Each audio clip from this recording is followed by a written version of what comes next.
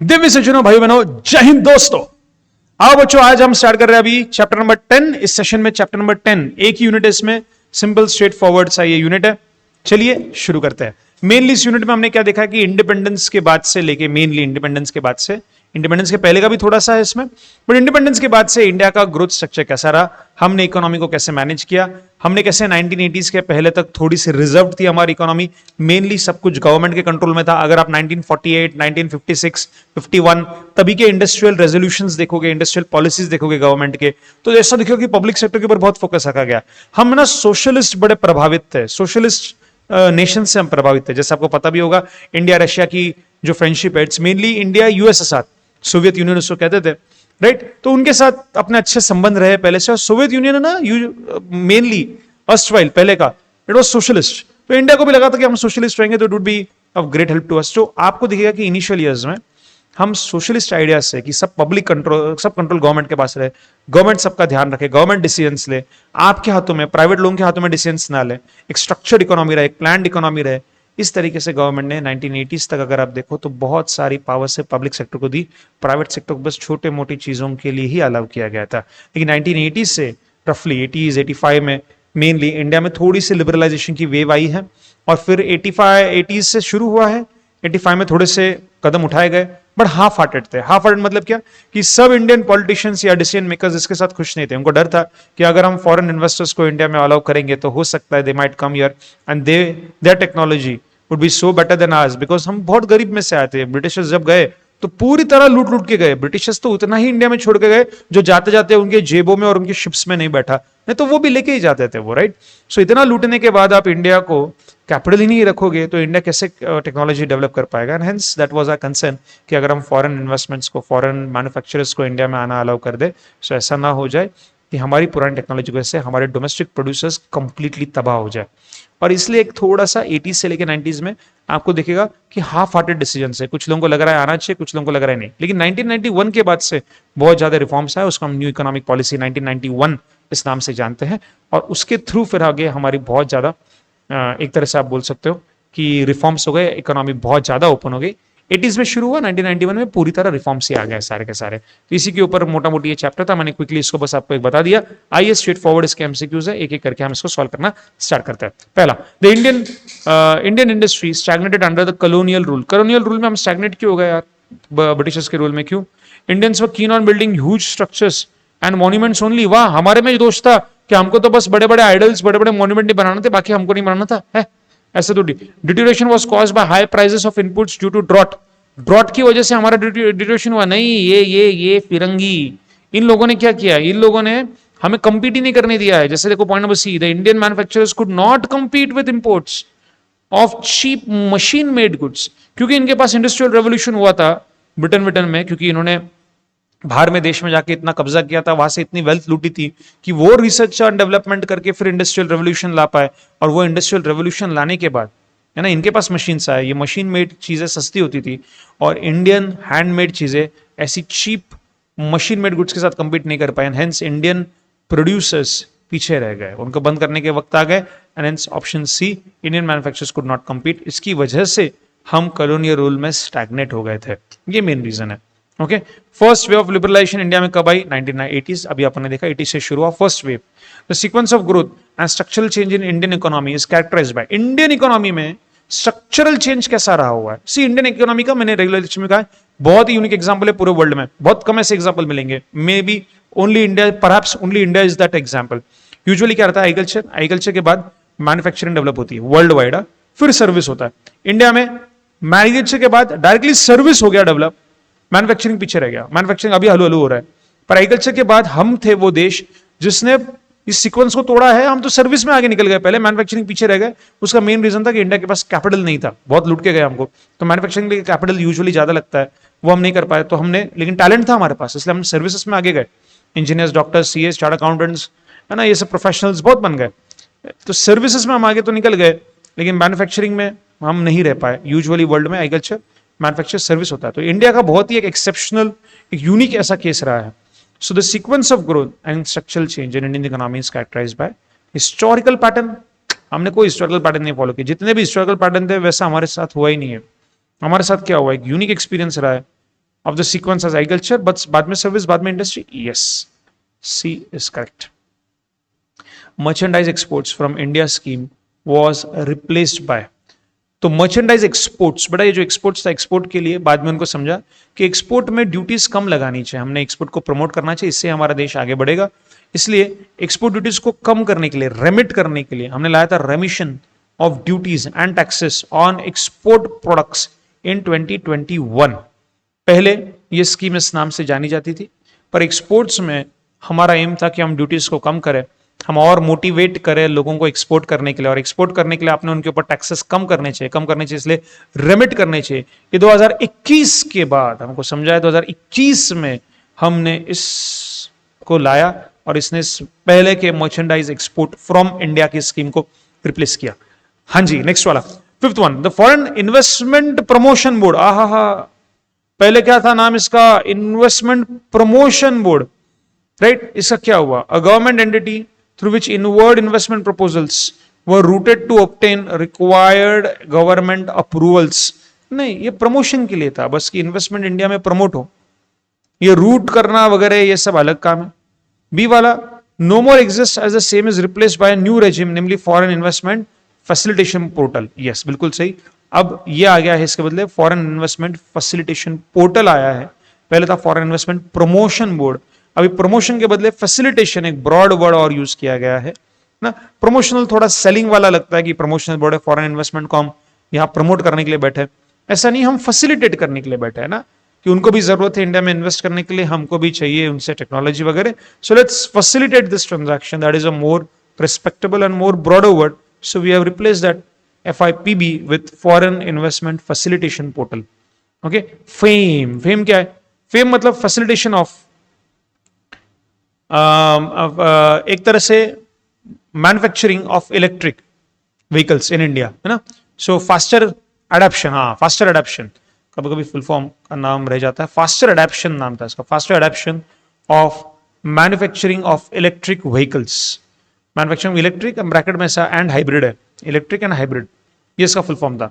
तो फेम क्यों लाया गया था? ताकि इंडिया में इलेक्ट्रिक व्हीकल्स का फास्टर एडेप्शन हो, इसके लिए लाया गया था. क्यों लाया था ये? एनहांस फास्टर इंडस्ट्रियलाइजेशन, नहीं इंडस्ट्रियलाइजेशन है, to promote manufacturing of electric and hybrid vehicle technology. Yes, promote to spread India's fame. Aha, India की आग हमें लगानी है, मतलब इंडिया की आग को सब जगह फैलाना है. नहीं नहीं नहीं, उसके लिए नहीं आया. इंडिया का फेम बढ़ाना है, इसके लिए नहीं, प्रमोट करने के लिए आया manufacturing of electric and hybrid technology. The terms of ease of doing business in 2020, India का रैंक इसमें कहा रहा है 63वां जी, 63. ईज ऑफ डूइंग बिजनेस हमने देखा था. What is ease of doing business? कितना आसान है इंडिया में बिजनेस करना. अगर इसकी रैंकिंग वर्ल्ड वाइड दी जाए ना, तो इंडिया 63rd नंबर पे आता है. इतना भी आसान नहीं है इंडिया में बिजनेस करना. एक नया बिजनेस ओपन करने के लिए रूल्स, रेगुलेशन, संस्कृति, परंपरा, प्रतिष्ठा इंडिया में आज भी है. इसलिए 19 आज भी हमारा रैंक 63 है. भाई इतना हम इजी नहीं, इंडिया में आया बिजनेस कर लिया. इनाम, इनाम क्यों लाया गया था? सो बच्चा, इनाम लाया गया है मेनली एग्रीकल्चरल प्रोड्यूसर्स के लिए. इनको एक तरह से प्लेटफॉर्म मिले हैं कि नेशनल लेवल पे ये अपना आउटपुट कहीं पे भी बेच पाए. जैसे महाराष्ट्र का फार्मर अगर चाहे पंजाब में बेचना तो वो ये कर पाए. इसके लिए मेनली हमने इनाम ये पोर्टल लाया था. बुक के बारे में इसमें है, रेगुलर जो मॉडल के कंटेंट है उसमें भी इसकी बात है. सो इनाम क्या है? Electronic name card. भाई नेम कार्ड वेम कार्ड की जरूरत नहीं, हमारे पास ऑलरेडी आधार है. आधार है हमारे पास, वही इलेक्ट्रिकली अवेलेबल है, फिजिकल भी अवेलेबल है. और क्या नेम कार्ड दोगे आप? National agriculture market with the objective of creating a unified national market for agricultural commodities. yes, सारे commodities के लिए unified market रहे. yes, a pan India electronic trading portal which networks the existing APMC mandis. yes, agriculture producing and marketing committees, है ना, agriculture produce marketing committees. ये जो मंडीज है इनके लिए एक ट्रेडिंग पोर्टल है. ये अगर अपना माल ये कहीं पे भी इंडिया में बेचना चाहे तो कर पाएंगे. Which of the following is not बोल रहे, policy reform included in new economic policy. New economic policy में हमने आजादी दी है, इकोनॉमिक रिफॉर्म्स किए हैं ऐसे कि हमने प्राइवेट सेक्टर को दी है आजादी. हम लेके रहेंगे. क्या लोगे? दिया है ऑलरेडी, दिया है ना, तो हम लेके रहेंगे आजादी. काय को दिया है हमने ऑलरेडी 1991 में. सो इसमें से क्या नहीं था उस 1991 के पॉलिसी में? ये पूछ रहे आपसे. So removing the licensing, yes we did that. Foreign investment was liberalised, yes. Liberalisation of international trade, yes. The disinvestment of government holdings of equity share capital of public sector enterprise, yes. अब इसमें से क्या नहीं था? इस वाले policy में एक पॉइंट है ऐसा जो आपको लग रहा है कि आपने किया, पर वो एक्चुअली न्यू इकोनॉमिक पॉलिसी में नहीं था। वापस पढ़िए, removing licensing requirements of all, इस वर्ड को ऐसे रह गया। पॉइंट ये कह रहा है कि सारे इंडस्ट्रीज के लाइसेंसिंग हटा दी गई है, अब किसी भी इंडस्ट्री को लाइसेंस देने की जरूरत नहीं। जनाब ये गलत है। Majority of the industries now are exempted from taking licence, but there are still few those industries which are strategically important, right, and those industries still have to take licence. So point A says that all industries now need not take any license. It's not correct. You still have to take. For some strategic goods and services manufacturing firms, they still have to go for licensing. सबकी licensing नहीं निकाली 1991 में. So A is incorrect. Import of foreign goods and entry of foreign investments were restricted in India because क्यों Indians foreign goods को और foreign investors को नहीं आने देता था, जैसे मैंने आपसे कहा, because we don't have much to invest in research. If foreigners come with their advanced research, our local producers might not be able to compete. ये हमारा रीजन था, इसलिए हमने फॉरेन इन्वेस्टमेंट्स को इंडिया में नहीं आने दिया। Government wanted people to follow the policy of be Indian. अच्छा, ऐसा कुछ नहीं है, because foreign goods were costly and meant loss of precious foreign exchange. क्या इसके लिए हमने ऐसा किया? सिर्फ foreign goods were costly, people won't buy it here, so we would have rather not been worried if they were really very costly. We were worried because they were very cheap, and hence they might substitute our domestic producers. And hence we didn't allow them. Government policy was directed towards protection of domestic industry, yes, from foreign competition. क्योंकि हम foreign competition से domestic industries को protect करना चाहते थे, इसलिए हमने foreign investment को इंडिया में कई सालों तक अपनाया नहीं। हिंदू ग्रोथ रेट क्या रहता है? Hindu growth rate is that low growth rate 3.5% वाला, राइट। बहुत ही कम्युनिस्ट रेसिस्ट कमेंट है ये, रेसिस्ट नाम देना हिंदू ग्रोथ रेट, ऐसा नाम क्यों दिया आपने, राइट। ये कहीं ना कहीं दिखाना चाहते थे कि इंडिया जो यूजुअली मेनली उस टाइम पे हिंदू डोमिनेटेड था, राइट। तो हिंदू के इसमें आज भी हिंदू ज्यादा है, बट वो वर्ड जो लाया गया है वो ऐसा दिखाने के लिए लाया गया है कि हिंदू ग्रोथ रेट, कि इंडिया अपने लेवल पे वो इंडियंस कुछ ज्यादा कर नहीं पाए। 3.5 rate is a very very modest growth rate, कुछ खास नहीं है। ये स्लो ग्रोथ रेट था, इसलिए इसको इंडियन ही थे वो, आई थिंक इकोनॉमिस्ट राज नाम था उनका, राज या राजेश, इकोनॉमिस्ट थे इंडियन, उन्होंने हिंदू ग्रोथ रेट ऐसा नाम दिया था।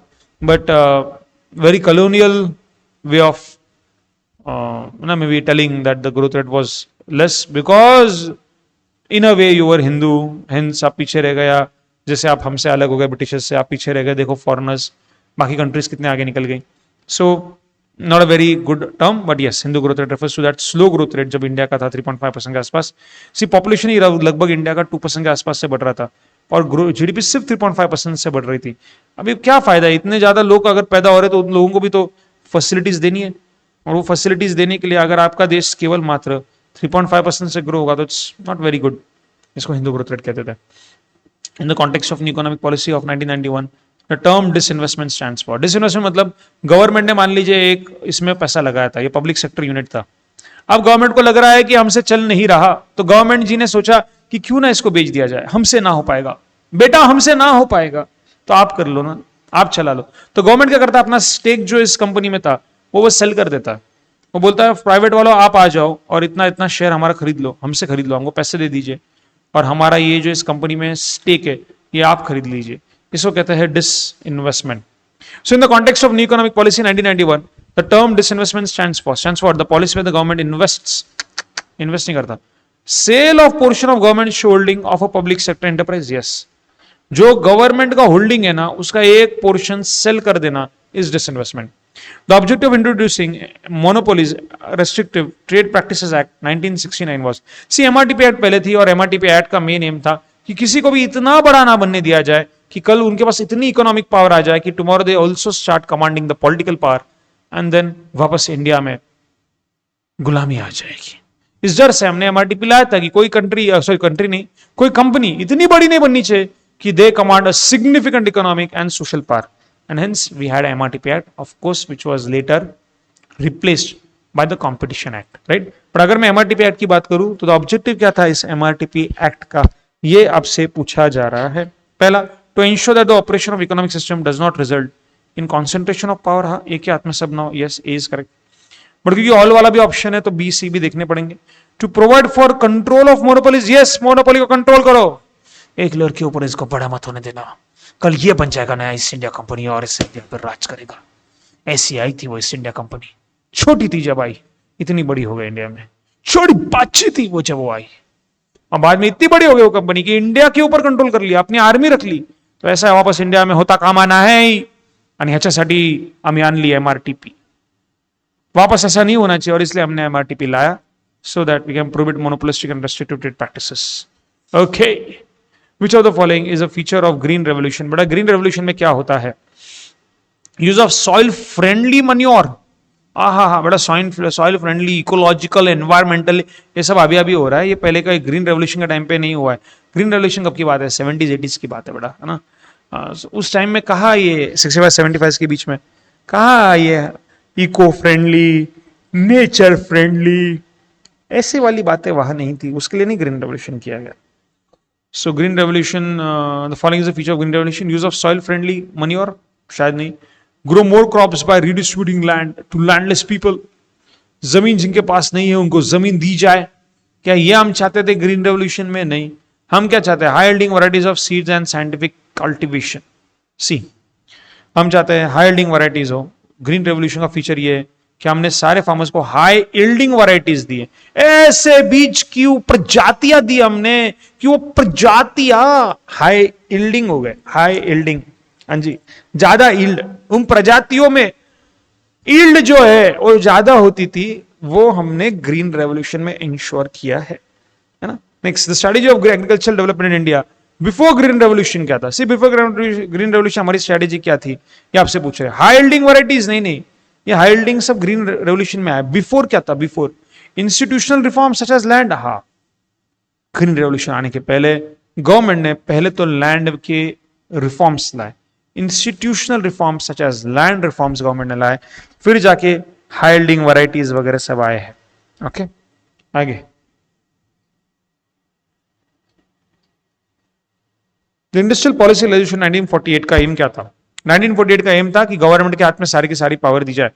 Expanded role of the public sector and licensing to private. हाँ, प्राइवेट को लाइसेंस लेने लगाओ, ये इकोनॉमी को ओपन करना, प्राइवेट सेक्टर को लेके आना, ये नहीं था 1948 में. 1948 में था सब कुछ होना चाहिए गवर्नमेंट के हाथ में. सोशलिस्ट आइडिया के हम लोग थे. सो पब्लिक सेक्टर के हाथ में सब रहेगा, प्राइवेट वालों को अगर इसमें कुछ करना है तो लाइसेंस लेना पड़ेगा. बिना रहे हमारे लाइसेंस के यहाँ पे आप उगा नहीं पाओगे. ऐसा रखा था ताकि प्राइवेट लोग नहीं, गवर्नमेंट आगे की इंजन संभाले. Okay, the new economic policy of 1991 manifest in 1991 की पॉलिसी कहां दिखती है? स्टेट लेड इंडस्ट्रियलाइजेशन में, rethinking the role of market versus the state, emphasize the role of good governance, bringing out reduction poverty and distributive justice.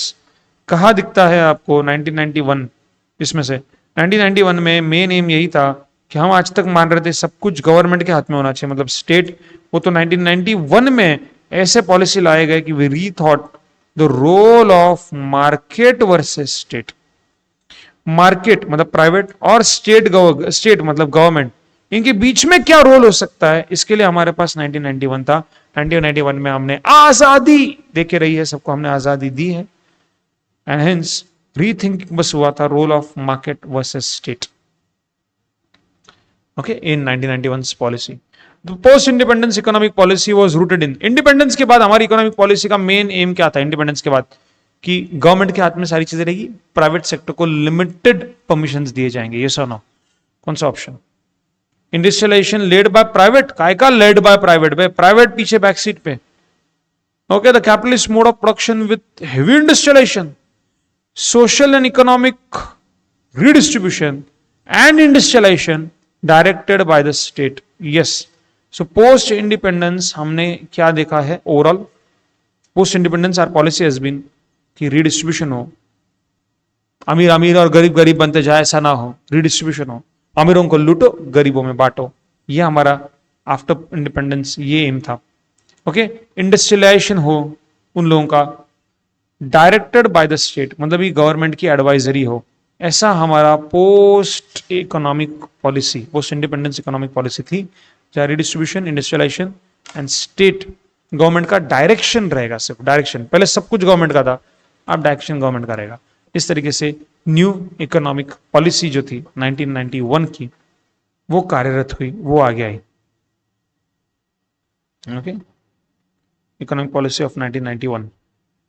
That's for the session. एकदम simple सा straightforward MCQ का ये question था, unit था, खास explanation इसमें नहीं, but ये स्टूडेंट्स बस इतने सारे एमसीक्यू अभी हमने देख लिए इस पूरे सीरीज में, एमसीक्यू की सीरीज थी। आई एम रियली श्योर कि अगर आपने इतना अच्छे से कर लिया, हर एक चैप्टर अच्छे से कर लिया, कुछ भी ऑप्शन में नहीं छोड़ा, 60 प्लस का आपका एग्जामिशन बड़ा कहीं नहीं गया।